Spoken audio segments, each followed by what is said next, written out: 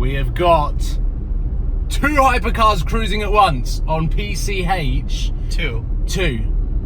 918 Spider and I think it's a red carbon Bugatti Chiron. What's up guys, welcome back to the Supercars of London YouTube channel, and I'm still in America, and behind me is yet another rental car. Now I've been driving sports cars, I've been driving classic cars, I've been enjoying some of Parker's supercars, but there is one car that really intrigued me, and I think since driving the Rolls-Royce Cullinan and seeing the Rolls-Royce of SUVs, this one is one that always comes up in conversation when I'm talking to Tony, when I'm talking to Dean at Redline, and when I'm talking to Sam from Seen Through Glass. This is of course a 2017 Porsche Macan GTS. Now currently in my life, in my circumstances, an SUV doesn't really fit in my garage lineup, or does it?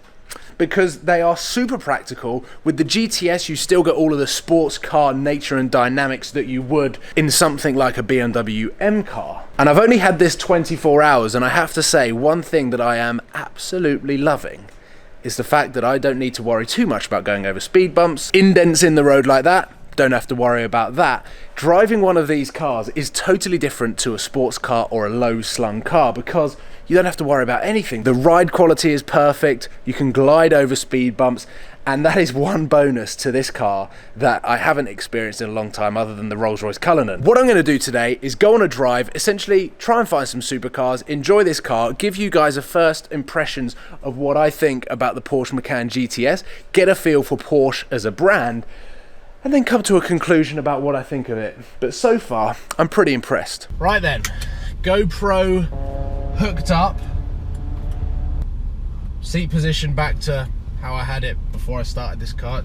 It's weird. I'm sure there is a memory setting, I'm sure there is. I don't want to completely discredit the Porsche brand. This is probably why Porsche GB would like journalists, media, YouTubers to get to know their products before they do videos, so that we would learn all of this and not have to do it on the cuff. But maybe it's better to do this all first impressions as though this is the first time I've ever driven a Porsche, which kind of is.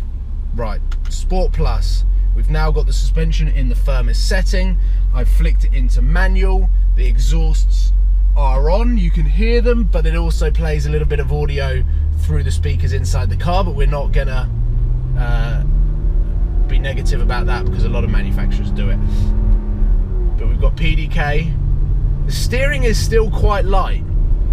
There's not really any additional feel through the steering. Let's see what the Porsche Macan GTS is like on twisty roads, because everyone that I speak to, and by everyone I mean Tony and Dean, and the reason why I'm referencing these two a lot is that they're car salesmen. They're around these cars a lot and they drive pretty much everything. They've probably got more driving experience than any other YouTuber. So they say the Porsche Macan GTS handles like a sports car. It handles as though a Porsche should. So let's see about that. Let's see how flat the car is, how good the gearbox is. I mean, we all know how good the PDK is, but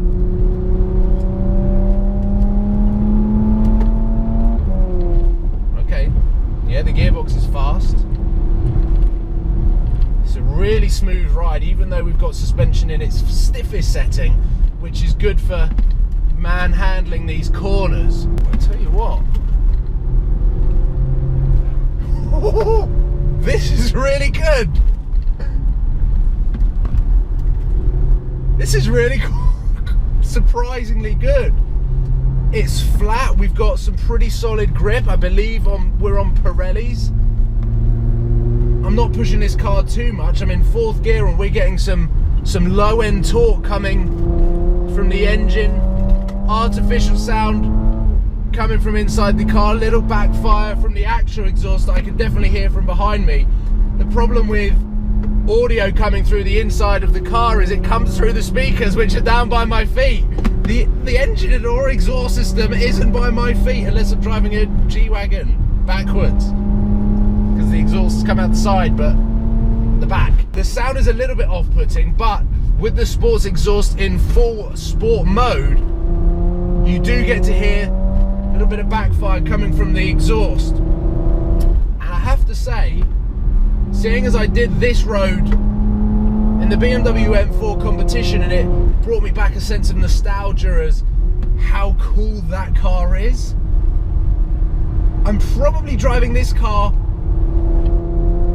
maybe as fast as the M4 competition. That's a C63 Cabriolet there, just enjoying the sunset. I love California. The car scene is amazing, the weather is amazing, the roads are amazing, the people are amazing. I'm just cruising up a road called Stunt Road to the top of a mountain as the sun sets. I'm going down to PCH to hunt some supercars, and I'm in a Porsche Macan GTS. Bloody, what's one of those things? A Polaris, the three-wheeler little. What's going on? I mean, there are so many questions that I have. Firstly, how good is this car? It's so cool. Is that 1M? No. We've got some car dudes there. Loving that. Let's floor it.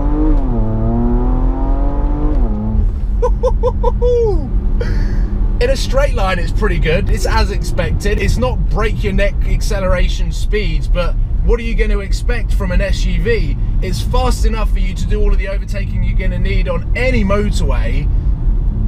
It's so flat through the corners. The steering could be a little bit heavier. I think that's the only criticism that I have. A little bit heavier steering and maybe bigger brakes. I think if this car had bigger brakes, it's not a case of needing more stopping power because it's pretty good on the brakes. I can just imagine that these brakes will overheat quite easily, being the size that this thing is, and if you are going to push it through the canyons, then you're going to need bigger brakes, or you're going to need more durable brakes, put it that way. The last thing you want to do is come steaming into a corner at the speed limit, 65, 70 miles an hour, and realise that you've got no brakes because they've overheated. So the Porsche Macan GTS is a very good car for California because you've got everything. You've got the traffic, so you can sit in complete comfort going through Hollywood, going through Beverly Hills, where there are some little undulations in the road, where in a supercar you need nose lift up pretty much 90% of the time. You can just sit in complete comfort, run over speed bumps as though they're not there, and have a really awesome time up in the canyons, and also pack your family around as well. Overall, this car ticks quite a lot of boxes. Out here, ticks quite a lot of boxes. Now this car, being the spec it is, with the upgraded sound system, the panoramic sunroof, do make a huge difference. The one problem that I would have with owning a car like this in the UK is how often would you get to hit roads like this and drive like this? This is a lot of fun through these corners. Get a bit tire squeal, so I'm probably going to have to calm down a little bit. In case the owner actually watches this video. Darren, if you are watching, I'm sorry. I'm just enjoying your car a lot. Oh wow, what a view. So yes, this car, whilst it was built in Europe, it's kind of pointless in a lot of scenarios. You'll end up driving in comfort mode so much, there's no point in buying the Macan GTS. You might as well just buy a base model and make it look like a GTS, because you can have this car looking really, really clean and it costing you 35 grand and you're getting 600 miles out of one fuel tank. Why not do that? If you're not going to drive it like a lunatic for more than 50% of the time, then there's no point in buying a Macan GTS. Two things that we've learned from this video then. One, I love California. Don't think that was a secret really, but I do. And I really, really want to move here. The second thing is the Macan GTS can go up against something as crazy as a BMW M3, and in some scenarios, come out on top. Let's see how good it is at hunting supercars. We're on our way down to PCH. I'm going to be picking Kevin up, and then we're going to be going up and down trying to find some supercars. Seeing as it's the weekend, hopefully there are some things that are going to catch my eye. I'm going to slip it back into comfort mode, kick it back into auto, just enjoy the ride down. See them? Yeah? Yeah. We have got 2 hypercars cruising at once on PCH. Two. 918 Spider and I think it's a red carbon Bugatti Chiron. Wait, seriously? And I didn't see that one. We were driving that way. Wait, you only saw the 918? Yeah. Hey, there's a Chiron behind it. Oh, wow. And we're trying to get up. We basically were going that way and they went like that, so we swung a U-turn and we were just having this discussion if there is a car that we'd like spin around the other way for, and they're about 200 meters that way. I reckon if either of them individually were by themselves, I probably would turn around for the Chiron, but not a 918. But both of them at the same time is worth it. Right there? Yeah, you got it? Yeah. Oh, here's the Chiron. Yeah, I thought they were going to Noble. So the Chiron's here. Where? Here.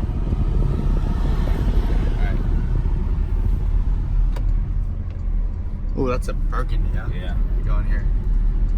Yep, there you go. Let him go.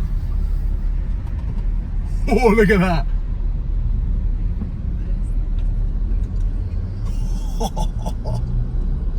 What does it say down the side?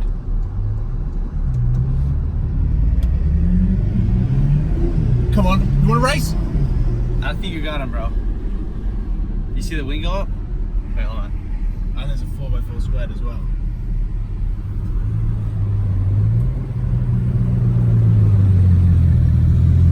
There's a 918. Wait. I'll get that a shot.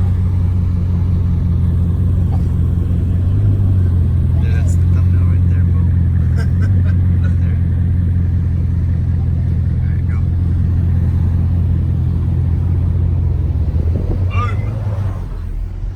You got your hypercars for the day. I genuinely just wanted to go for a cruise in the Porsche Macan GTS. I have my video camera down there, but my memory card is still on my laptop. Good thing iPhone is stepping up their game. Wow. We genuinely were having that conversation. So Kevin's with me, and we were having the conversation whilst driving down PCH. If there's a hypercar or something, would we do a U-turn for it? And I was like, probably wouldn't do one if it was a 918. Wouldn't do one if it was a P1. Maybe a Pagani, and then boom, 918 and a Chiron. Yes. I've just come back to Parker's and parked up because, well, that's happening. Everyone is freaking out. I was coming back in and I saw some people outside standing. Check.